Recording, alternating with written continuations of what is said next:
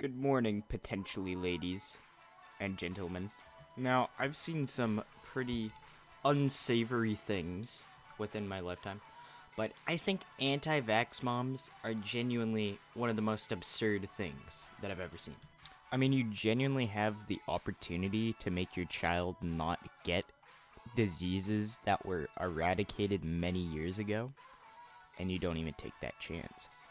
I mean, vaccines must be really bad for these people not wanting to vaccinate their kids and risk them getting a disease. Well, basically, I had the idea for this video because there is this anti-vax kid at my school, and my mom's been getting pretty close with her parents, and her parents are filling us in on what the anti-vaxxers truly believe.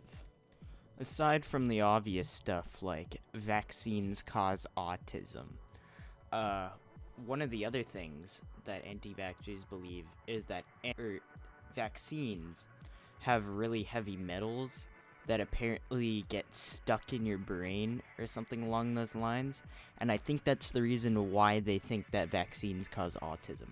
But just for the record, they don't. They have never been proven to cause autism. Autism isn't even something you can get later in life. I think the only chance where you would get autism or something is if you got, like, hit on the head really hard or came out of a coma or took some really lethal poison or something. I do not see how vaccines are supposed to give somebody autism because they clearly don't. Well, I don't know. Maybe that's just the heavy metals controlling my brain or some shit. Now, something else the anti-vaxxers believe is that, the only reason that people are getting better and, like, not getting sick is because of better, like, sanitation.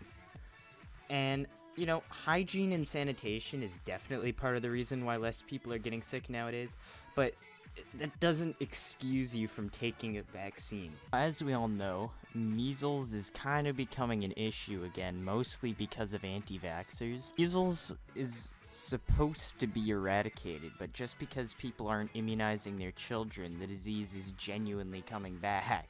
There's literally outbreaks going all over California right now, and the anti-vaxxers are basically combating the fact that it's their fault by saying that the immunized people are also getting sick.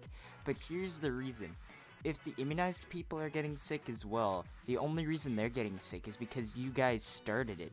Immunizations don't 100% protect you from the virus. They give you a lot better chance of protecting yourself, but they don't 100% guarantee that you won't get the disease. Anti-vaxxers are the ones that started the disease. Well, not really started the disease, but they're the ones who first started contracting it, which then puts a bunch of risk to other people. So an anti-vaxxer relies on herd immunity, which basically means that if the majority of people are immunized, the chance of them getting infected is a lot lower than average, which is, you know, understandable, but I don't think you should be relying on that because of your retarded decision not to immunize your child. Another misconception that anti-vaxxers think is like, oh, I didn't vaccinate my kid, so they didn't get sick in, like, how many ever years they've been alive, and the only reason they haven't gotten sick is because everybody else is immunized. Like, it's not, that doesn't prove that vaccinations don't do anything. Vaccines are basically the only reason your child is alive still. Now, to reiterate on the heavy metals that are in vaccines, there is a little bit of mercury in some vaccines, and that doesn't necessarily make it insanely dangerous.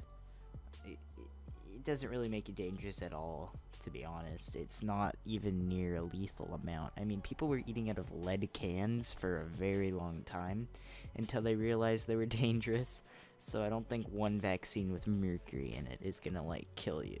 And as my good friend Connor put it, if you're letting your child eat salt, you probably should also let them get vaccines, because salt is literally sodium chloride, and both of those things are extremely dangerous before you put them together. So maybe if you put, this is definitely an example, I think they're both dangerous if you still put these together, But for example, if you put mercury and lead together, that might make it safe. It doesn't. I know it doesn't, but still, that the point is that mixing things together in science can make them safer. Well, salt is the perfect example of that.